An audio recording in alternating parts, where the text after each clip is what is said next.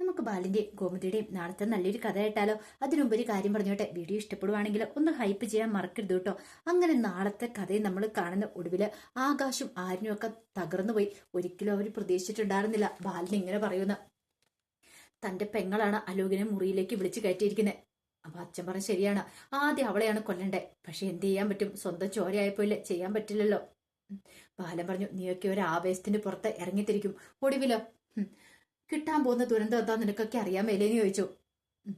ഈ സമയത്ത് ഗോമതി പറഞ്ഞു, എടാ മക്കളെ, ഒരു കാരണവശാലും നിങ്ങൾ അങ്ങോട്ടേക്ക് പോയി ഒരു പ്രശ്നം ഉണ്ടാക്കരുത്. അത് ഈ കുടുംബത്തിന് തന്നെയാണ് നാണക്കേട് ഉണ്ടാക്കാൻ പോകുന്നതെന്ന് പറഞ്ഞു. ആര്യനും ആകാശം കൂടെ തകർന്നു പോയി. പിന്നീട് അവരൊന്നും മിണ്ടാതെ അവിടെ സിറ്റൗട്ടിലേക്ക് പോയിരിക്കുകയാണ്. ആകാശ് ആര്യനോട് പറഞ്ഞു, ഇനിയിപ്പൊ നമ്മൾ എന്ത് ചെയ്യൂടെ ആര്യാന്ന് ചോദിച്ചു. എനിക്കറിയില്ല ആകാശേട്ടാ, ഈ സത്യങ്ങളൊന്നും ആനന്ദേണ്ണ അറിയില്ല എന്ന് തോന്നേ. ആനന്ദേണ്ണ അറിഞ്ഞിട്ടുണ്ടെങ്കിൽ എങ്ങനെയായിരിക്കും പ്രതികരിക്കുന്നത്? നമ്മളെപ്പോലെ ഒന്നും ആയിരിക്കില്ല.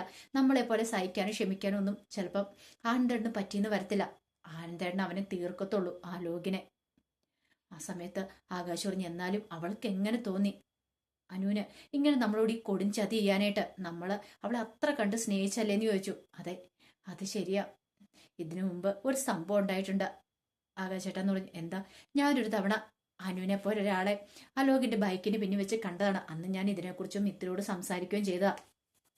പക്ഷെങ്കില് മിത്ര പറഞ്ഞു, അത് ചിലപ്പോൾ ആരിനെ തോന്നിയതായിരിക്കും എന്ന് പറഞ്ഞു. ഈ കാര്യങ്ങളൊന്നും അവൾക്ക് അറിയത്തില്ല. അവളുടെ ട്രെയിനിങ് ക്യാമ്പിലല്ലേ ഇതൊക്കെ അറിഞ്ഞു കഴിയുമ്പോൾ അവൾക്ക് എത്രമാത്രം സങ്കടം അറിയാവോ? ആകാശ് പറഞ്ഞു, ഇതിപ്പോ നമ്മുടെ ആരുടെയും കയ്യിലെ തെറ്റല്ലോടാ, അവനാ എല്ലാത്തിനും കാരണം. അപ്പോഴേക്കും ആര്യം പറഞ്ഞു, അല്ല, അവനെ മാത്രം കുറ്റം പറഞ്ഞിട്ട് കാര്യമുണ്ടോ? അച്ഛൻ പറഞ്ഞു കേട്ടോ, അനു അവളാണ് ഈ കൊടുംചാതി ചെയ്തതെന്ന്. അവളല്ലേ അവനെ ഇങ്ങോട്ട് വിളിച്ചു വരുത്തിയത്. അവര് തമ്മില് അത്രയും അടുപ്പമുണ്ടായിട്ടല്ലേ? അല്ലായിരുന്നെങ്കിൽ അവൻ ഇങ്ങോട്ടേക്ക് വരുമോന്ന് ചോദിച്ചു. മുറി കയറ്റാൻ പാത്രമുള്ള അടുപ്പം ഇഷ്ടമൊക്കെ ആയി കാണും. നമ്മളിപ്പോ ആരായി എന്നൊക്കെ ചോദിക്കുവാണ്. അതൊക്കെ കേട്ടിനിപ്പം ആകാശിനും ഭയങ്കര വിഷമമായി പോയി. ഒന്നും പറയാൻ പറ്റാതെ രണ്ടുപേരും കൂടെ വിഷമിച്ചിരിക്കുവാണ്. ഈ സമയത്ത് മീനാക്ഷി അനുവിന്റെ അടുത്തേക്ക് കഴിഞ്ഞപ്പം അനു അവിടെ ഇരുന്ന് കരയുവാണ്. അനുവിന് എന്ത് ചെയ്യണമെന്ന് അറിയില്ല. അപ്പോഴേക്കും മീനു പറഞ്ഞു, സാരമില്ല പോട്ടനു, ആരാണെങ്കിലും പെട്ടെന്ന് ഇങ്ങനെയൊക്കെ അറിഞ്ഞു കഴിയുമ്പോൾ പ്രതികരിച്ചു പോകും. ഒന്നുമല്ലേലും അവര് നിന്റെ സഹോദരന്മാരല്ലേ, അവർക്ക് സഹിക്കാനും ക്ഷമിക്കാനും പറ്റിയിട്ടുണ്ടായിരിക്കില്ല. കൃഷ്ണമംഗലംകാരുമായിട്ട്, അത് പ്രത്യേകിച്ച് അലോകിനോട് എത്രമാത്രം വൈരാഗ്യം ഉണ്ടെന്നുള്ള കാര്യം നിനക്കറിയാലോ. ഈ പറയുന്ന അമ്മയും അച്ഛനെ പോലെയൊന്നും അവര് സഹിക്കാനും ക്ഷമിക്കാനും പോകത്തില്ല. ആന്റെ ആകാശിന് സ്വഭാവം അറിയാലോ. ശരിക്കും ഞാൻ ഭയന്നു പോയിട്ടുണ്ടായിരുന്നു. ഇതൊക്കെ കൊണ്ടാണ് നിന്നോട് ഓരോ കാര്യങ്ങൾ മുമ്പ് പറഞ്ഞു തന്നോണ്ടിരുന്നേ. ഇപ്പൊ നിനക്ക് മനസ്സിലായെന്ന് ചോദിച്ചു. അത് കേട്ടപ്പോ അനു പറഞ്ഞു, എനിക്ക് മനസ്സിലായി ചേച്ചി, പക്ഷെ ഞാൻ തെറ്റൊന്നും ചെയ്തിട്ടില്ലല്ലോ. ഞാൻ അവനെ ഇങ്ങോട്ടേക്ക് വിളിച്ചു വരുത്തിയില്ലല്ലോ. അത് ശരിയാ, നീ അങ്ങനെ വിളിച്ചു വരുത്തിയിട്ടില്ല. പക്ഷേങ്കിൽ ഇതിന് കാരണം ആരാ, നീ ഒന്ന് ചിന്തിച്ചു നോക്കിയേ. ഇനിയെങ്കിലും അവൻ വിളിക്കുവാണെങ്കിൽ നീ ഫോൺ എടുക്കാനോ അവനോട് സംസാരിക്കാനോ പോവരുത്. അങ്ങനെ എന്തെങ്കിലും ഉണ്ടായിട്ടുണ്ടെങ്കിൽ ഇനി ഈ വീട്ടില് ഒരു കൊലപാതകം നടക്കും, ഈ കുടുംബം തന്നെ ഇല്ലാതാവും. പിന്നെ അത് മാത്രമല്ല, അലോകിനെ ജീവനോടെ വെച്ചേക്കോ? ഒരിക്കലും ഇല്ല. അവന്റെ കാര്യത്തിന് ഒരു തീരുമാനം ഉണ്ടാവും. നിന്നോടുള്ള സ്നേഹം കൊണ്ടാ പറയണേ, ഈ കുടുംബത്തോടുള്ള സ്നേഹം കൊണ്ടാ പറയണേ. ഇല്ല മീനു ചേച്ചി, ഞാൻ ഒരിക്കലും ഇനി അവൻ വിളിച്ചാൽ എടുക്കത്തില്ല. അല്ലെങ്കിലും അവനുമായിട്ടുള്ള എല്ലാ കാര്യങ്ങളും ഞാൻ പറഞ്ഞ് അവസാനിപ്പിച്ചല്ലേ. പക്ഷെ ഇപ്പൊ കണ്ടില്ലേ എല്ലാരും എന്നെ കുറ്റപ്പെടുത്തുന്നേ. എനിക്കിതാ ജീവിക്കണം എന്നില്ലെന്ന് ഞാൻ പറഞ്ഞേ. ദേ ഒരു കാര്യം ഞാൻ പറഞ്ഞേക്കാട്ടോ, മുമ്പ് നീ എനിക്ക് സത്യം ചെയ്ത് തന്നാ ഇനി അങ്ങനെയൊന്നും ചിന്തിക്കുക പോലും ചെയ്യില്ല എന്ന്. എന്നിട്ട് വീണ്ടും നീ അതിനെക്കുറിച്ചാണോ പറയണേ? ദേ കുറച്ച് ദിവസം കഴിയുമ്പോഴത്തേന് ഇതൊക്കെ അങ്ങോട്ട് കെട്ടടങ്ങും, എല്ലാവരും ഇതങ്ങോട്ട് മറക്കും. നീ അതുവരെ ഒന്ന് സഹിച്ച് ക്ഷമിച്ച് മുന്നോട്ട് പോകും. നിന്റെ മീനു ചേച്ചിയല്ലേ പറയണെന്നൊക്കെ ചോദിച്ചുകൊണ്ട് അനുവിനെ അങ്ങനെ സമാധാനിപ്പിക്കണം. അതിനുശേഷം മീനാക്ഷി സിറ്റൗട്ടിലേക്ക് കഴിഞ്ഞപ്പം ആകാശും ആരിനും തകർന്ന മട്ടിലിരിക്കുന്ന കണ്ടു. മീനാക്ഷി എന്നിട്ട് പറഞ്ഞു, അതെ, നിങ്ങള് അനുവിനോട് ഇങ്ങനെയൊന്നും കാണിക്കാൻ പാടില്ലായിരുന്നു. അവളൊരു തെറ്റും ചെയ്തിട്ടില്ലെന്ന് പറഞ്ഞു. ആര്യം പറഞ്ഞു, തെറ്റ് ചെയ്തിട്ടില്ലെന്നോ?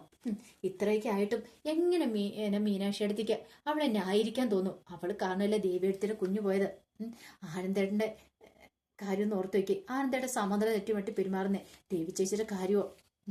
അതൊക്കെ ശരി തന്നെയാ, പക്ഷേങ്കില് മീനു തെറ്റ് ചെയ്തിട്ടില്ല. അപ്പോഴേക്കും ആകാശ് പറഞ്ഞു, ദേ മീനു, നീ വെറുതെ അവളെ ന്യായീകരിക്കാൻ വന്നേക്കരുത്. എനിക്ക് ദേഷ്യം വരുന്നുണ്ട്. ചിലപ്പോൾ നിന്നെ ഞാൻ എന്തെങ്കിലുമൊക്കെ ചെയ്തെന്നിരിക്കുമെന്ന് പറഞ്ഞു.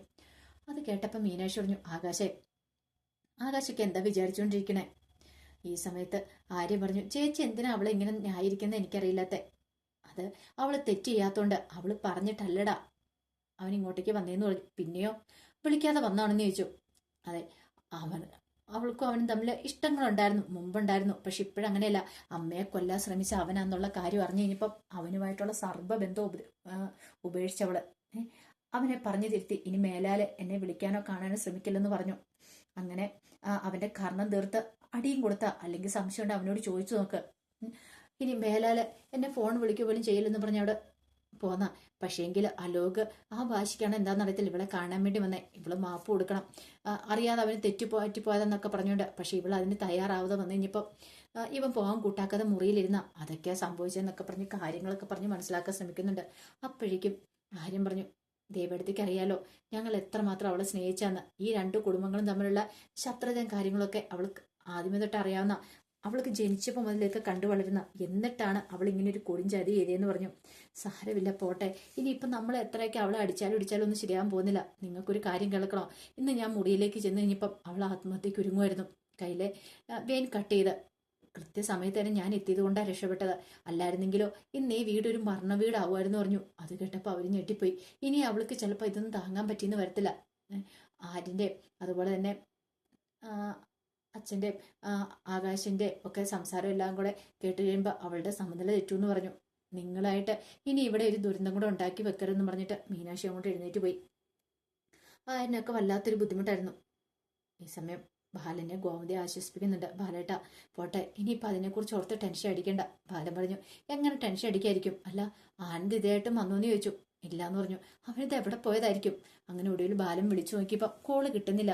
ഗോമതി പറഞ്ഞു, അയ്യോ ഇനിയിപ്പോൾ അവനെ വേറെ എങ്ങോട്ടെങ്കിലും പോയി കാണുമോ? ആകെ പട തകർന്ന മട്ടില്ല ബാലേട്ട അവൻ പോയിരിക്കണേന്ന് പറഞ്ഞു. ഈ സമയത്ത് ആരിനും ആകാശം കൂടെ അങ്ങോട്ട് വരുന്നേ. അവരെ കണ്ടു കഴിഞ്ഞപ്പോഴത്തേനും ഗോമതി പറഞ്ഞു, എടാ മക്കളെ, ആനന്ദ് ശരിയായിട്ടും എത്തിയിട്ടില്ല. അവൻ എങ്ങോട്ടാ പോയെന്നറിയത്തില്ല. വിളിച്ചിട്ടാണെങ്കിൽ ഫോണും എടുക്കുന്നില്ല എന്ന് പറഞ്ഞു. ഒരു കാര്യം ചെയ്യാം, ഞങ്ങളൊന്ന് പോയി നോക്കിയിട്ട് വരാമെന്ന് പറഞ്ഞുകൊണ്ട് ആകാശം ആരിനും കൂടെ ഇറങ്ങുവാണ്. അപ്പോഴേക്കും ബാലൻ പറഞ്ഞു, എങ്ങനെ സന്തോഷത്തിൽ പോയിക്കൊണ്ടിരുന്ന വീടാ എല്ലാം ഒരു നിമിഷം കൊണ്ട് തകർന്നു പോയില്ലേ? കോമതി പറഞ്ഞു, ബാലേട്ട ഇനിയിപ്പോൾ അതിനെക്കുറിച്ചൊന്നും പറയണ്ട, പോട്ടെ. ഇനി നമ്മൾ നോക്കേണ്ട ദേവീനെയും അതുപോലെ ആനന്ദിനെയൊക്കെ ആശ്വസിപ്പിക്കുക എന്നുള്ളതാണ്. അവരെ ജീവിതത്തിലേക്ക് കൈപിടിച്ച് കൊണ്ടുവരണം. അതിന് മാത്രമേ നമ്മളെ കൊണ്ട് പറ്റത്തുള്ളൂ. അല്ലാതെ പഴയതൊക്കെ ഓർത്തുകൊണ്ടിരുന്നിട്ടുണ്ടെങ്കിൽ ഒരിക്കലും ഈ കുടുംബത്തിൽ സമാധാനം സ്വസ്ഥതയൊന്നും വരില്ല എന്ന് പറഞ്ഞു. അങ്ങനെ കോമതി ആശ്വസിപ്പിക്കുന്നുണ്ട്. ഈ സമയം ആനന്ദും ആകാശം കൂടെ ആനന്ദിനെ അന്വേഷിച്ച് പോവാണ്. ആനന്ദിനെ കുറിച്ചൊരു വിവരം ഉണ്ടായിരുന്നില്ല. അങ്ങനെ ചെന്ന് കഴിഞ്ഞപ്പോഴത്തേനുമാണ് വഴിക്ക് വെച്ച് ഒരാളവിടെ കുത്തിയിരിക്കണുണ്ട്. നോക്കിക്കഴിഞ്ഞപ്പോൾ അത് ആനന്ദാണ്. ഇത് ആനന്ദാണല്ലേ എന്ന് ഓർത്തു.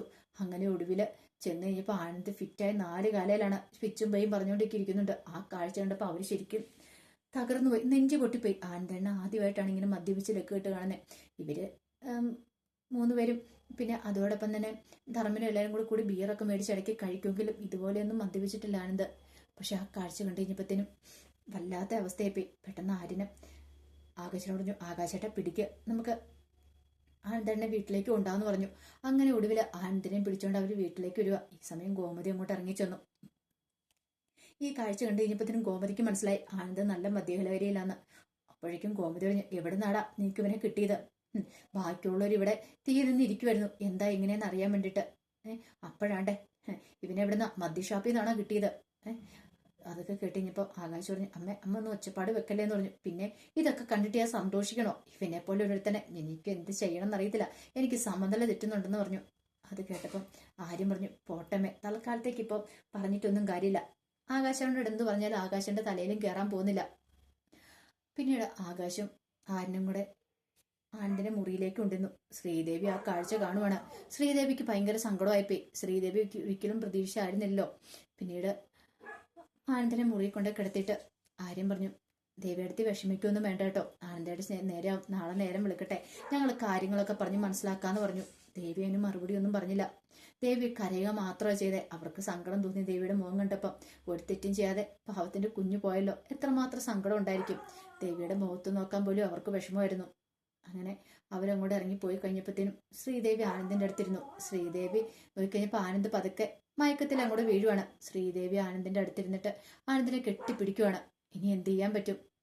പാവം നല്ല വിഷമമുണ്ട്. ഒത്തിരി പ്രതീക്ഷയോട് കൂടി കാത്തിരുന്ന തന്നെ പോലെ തന്നെ വിഷമിക്കുന്ന ഒരാളാണ് ആനന്ദേടണം. ഒരു പക്ഷേങ്കില് ആനന്ദേടൻ ഇത് ഉൾക്കൊള്ളാൻ സാധിക്കുന്നില്ല. ആ കുഞ്ഞെന്നുള്ളൊരു പ്രതീക്ഷയായിരുന്നു. ദേവിക്കും എന്ത് ചെയ്യണമെന്ന് അറിയണ്ടായിരുന്നില്ല. അപ്പൊ അതിന്റെ വിശേഷങ്ങളൊക്കെ നമ്മൾ കാണാൻ പോകുന്നത്. ആ വിശേഷങ്ങൾക്കായി നമുക്ക് എല്ലാവർക്കും കാത്തിരിക്കാട്ടോ. ഒരിക്കൽ കൂടി എല്ലാവർക്കും ശുഭരാത്രി നേർന്നുകൊണ്ട് നിർത്തുന്നു. നന്ദി.